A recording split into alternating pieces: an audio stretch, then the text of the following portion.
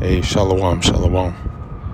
First and foremost, I want to give all praise, honor, and glory unto Yahweh, Bahasham, Yahweh Shai, Bahasham, Racha HaKodash. I want to send double honor to the elders, apostles, and the bishops at Great Millstone who taught me this truth and who rule well. Peace, love, and salutations to the hopefully like document out there doing this work, presenting your bodies as a living sacrifice, and chanting down America, which is in the scriptures known as Babylon.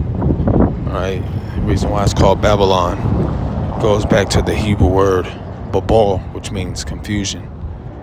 Okay, which when you look around America, that's all you see is utter confusion. Right? So, that being said, I'm going to get straight into it. I'm the brother you call him off for the Great Millstone Camp, the branch out here in Omaha, Nebraska.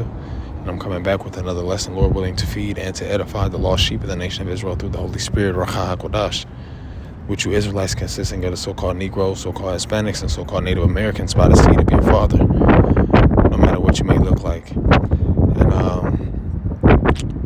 Lord willing, you can hear me. I just want to take a little walk. The wind's kind of blowing here and there, so I'll try to, make my voice as vivid as possible. But what I want to get into was, just going into these wicked individuals that rule the world. Okay, just kind of touching on their mindset. How they're doing all these works in the earth, desecrating the covenant of Yahweh Sham Yahweh Shai. All right, a perfect example of that. They took the rainbow, which was given as a covenant unto the world. All right, that the Lord would not flood the earth with water. Right, but what they turned it into a symbolism for the alphabet community. Okay, and these same individuals within that community have a lack of respect for the Most High, not only in their works, but also in their words. I want to get this precept in the book of Isaiah 24 and verse 4. It says, "The earth mourneth and fadeth away. The languisheth and fadeth away. The haughty people of the earth do languish." Right? It says the earth is defiled. So like the earth also is defiled under the inhabitants thereof, because they have transgressed the laws, changed the ordinance, broken the everlasting covenant. So the things that Yahweh Ba'asham Yahweh Shai had made good, they made it to be evil. Okay? One thing that gets a lot of ridicule in this world is, a man having more than one woman. Here it is, they put out the construct, they being Esau, that is, put out the construct that a man ought to be monogamous. Right? Which means to be monogamous means you only can have one woman. Well, a man was created for the purpose of having multiple women. And that time is going to come back. All right? When the kingdom of heaven is established, and it's already starting to happen now. Where you got some of these women, they're coming to their senses in a sense, and they believe in polygamy. All right? Well, what Esau calls polygamy, which is really just once you have sex with an Israelite woman, that consummates marriage. When you go back into the book of Genesis, right, where it tells you that sex consummates marriage. And if you have a woman of a heathen nation and you lay down with her, that is considered a concubine, which a concubine is a lesser wife. But when in this world, always considered cheating if a man he has a woman and he gets another one, or it's considered adultery, which adultery, only way a man is considered to be an adulteress is if he lays down with a woman that has a man. Okay, so that's another thing that Esau promotes, be it through the music, is adultery, murdering. All right, doing things that don't keep the people dumb, keep them in their sin. Okay, smoking weed, which weed, there's nothing wrong with weed, but when you smoke it, okay, you're desecrating your temple. There's nothing wrong with it, and I'm not promoting, to those of you out there, just giving the sense of, as the scriptures say, every herb yielding seed. Weed was one of the herbs that was made to help as a healing agent. Okay, not an agent of pleasure, as a lot of people use it in that fashion. Okay, just doing it just to be doing it. All right, but you can make a tea. You know what I'm saying? Or you can you can eat it. All right, but smoking it is out of the question. And the point is, this is what Esau Edom. Okay, they don't believe that there's a power, but this is the energy. This is the mindset that Esau Edom, the so-called white man, pushes. And guess what? It's not just Donald Trump. It's not just your senator, your state senator, or the mayor. It's not them. Okay. Now, these type of individuals, do they play a role? Of course, because they have some power, right?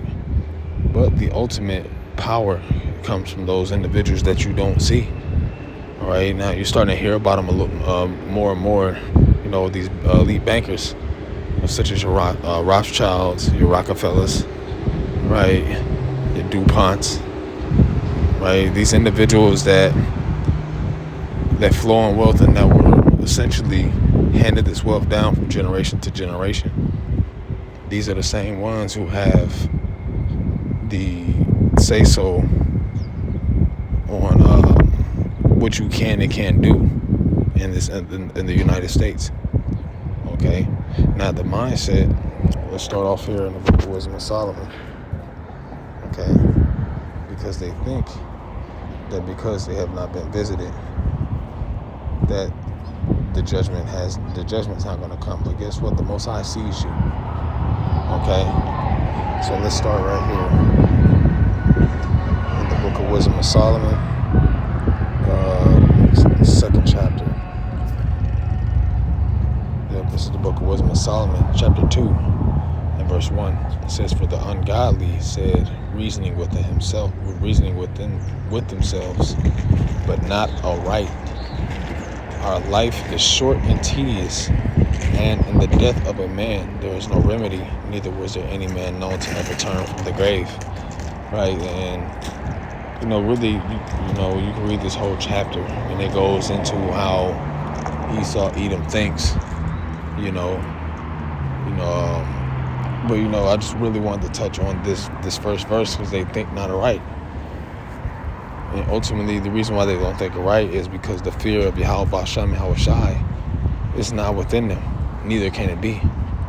All right, as it tells us in the Book of Psalms, "What hast thou to do to declare my statutes, or that thou mayest take my covenant in thy mouth, seeing that thou hatest instruction and cast it behind thee?" Right? So this is the mindset of these same individuals that are running the world, man. And guess what? We can't do nothing about it.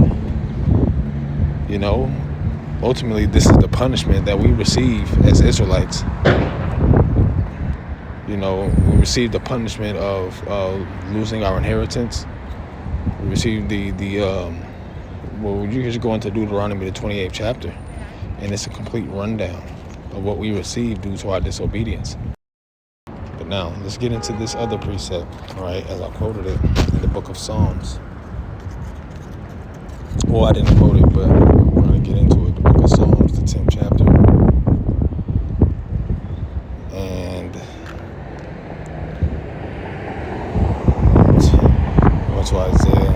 We're going to get the Book of Psalms, the 10th chapter, not Isaiah. All right, this is the Book of Psalms, chapter 10 and verse 4. It says, "The wicked, through the pride of his countenance, will not seek after the Most High.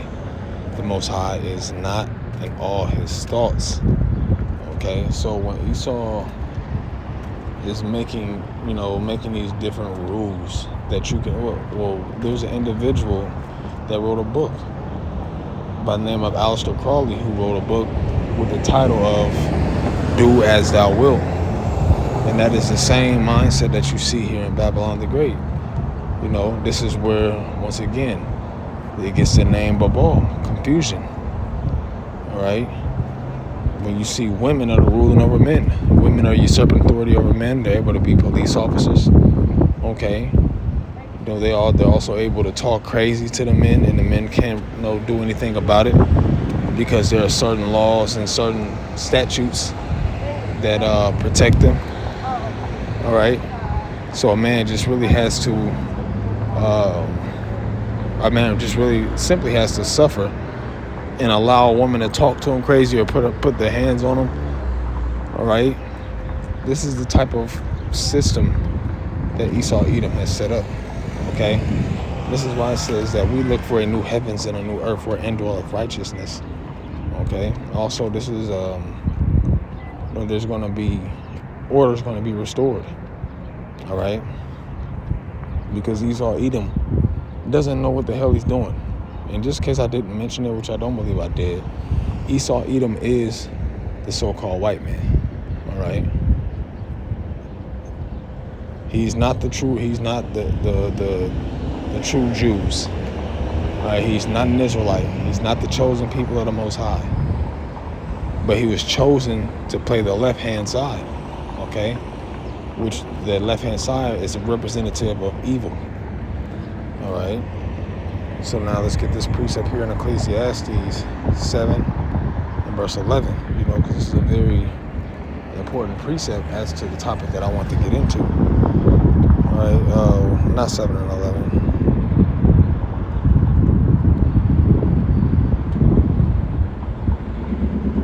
This is the book of Ecclesiastes 8 and verse 11. It says, because sentence against an evil work is not executed speedily. Therefore the heart of the sons of men is fully set in them to do evil. Now, this applies to every individual. This applies to Jake, that's out here going off, committing adultery, eating swine's flesh, laying in blood, waiting on for the brothers to kill him, being gangbangers, okay, disrespecting your parents, so on and so forth. Right? And then because a judgment for it hasn't come down, they don't think that they're doing wrong. And even a lot of our people don't believe in the Lord because they're constantly doing things or things are happening to them. And they just totally disregard the fact that there is a greater power that made this earth. Alright, but we want to get on Esau. This is why Esau Edom is striving so hard to fulfill this enterprise of his, which is the NWO. Chipping up, pushing this micro C-hip, the Revelation 13 and 16, on the masses of the people in the form of coercement. Right now, it's mandatory. You have a lot of people that are getting these microchips. And this is why a lot of the world doesn't believe that this is the biblical prophecy spoken of in Revelation, because there are people already getting it. Well, it's not been forced. But the digital infrastructure for it is being set up. Okay? When you got all these tech billionaires sitting in the office, such as Elon Musk, I forget the guy's first name, but his last name is Nvidia. Right? These are tech billionaires who are forming these different types of technology and shaping the world to go digital. Elon Musk had the Neuralink, man. It has been implanting these Neuralink chips in the heads of people who may be paraplegic. Okay, it gives them the ability to move things without using their limbs. They can actually just use their mind. And what does the book of Revelation 13 say? It says that he that speaks about getting the mark in their right hand or in their foreheads. Okay, which is a physical mark. So this is the world that we're living in. So Esau thinks that he's going to fulfill this enterprise, but what does it tell us in the book of Job? It tells us that it says that Most High disappointed let's actually get I still want to finish this Ecclesiastes 8, but I want to pull this Job up. All right. It says that their hands cannot perform their enterprise. Or a precept that the elder brother likes to bring out a lot is in the book of Isaiah, the 29th chapter, where it speaks about a man that dreameth, a hungry man that dreameth. And when he awaketh, behold, his soul is empty. Okay, meaning that what? He feels like he's so close to something, to getting something accomplished. And then right when you wake up from that fantasy world, the Most High done snatched that dream from you. He just snatched that spiritual sandwich out of your hand, for lack of a better term. Okay? But this is the book of Job, chapter 5 and verse 12. It says, he disappointeth the devices of the crafty, so that their hands cannot perform their enterprise. And their enterprise is their business. Their business is what? Enslaving humanity as we know it. Okay? Because we went over, we've been over this from our elder apostles on down. Been going into what that MARK, that mark is talking about, is something physical, and you won't be able to buy nor sell with it. And this is what we see going on. But the Most High is not going to allow that to happen, because why? If Esau Edom continues to rule forever, let's say this theoretically, if he rules forever, it says that in the book of Matthew, the 24th chapter, that no flesh shall be saved. Why? Because look at everybody's diet is out of whack. There's lead in the waters. The drinking waters that we have coming out of the faucets, you have to pay hundreds and hundreds of dollars to get a good filtration system in order to make sure that you don't have anything in your water. So the foods are being printed off. You have these fast food chains all over the place that they're selling millions of burgers a month, and there's not even that many cows left. All right, I always say there's no cows left.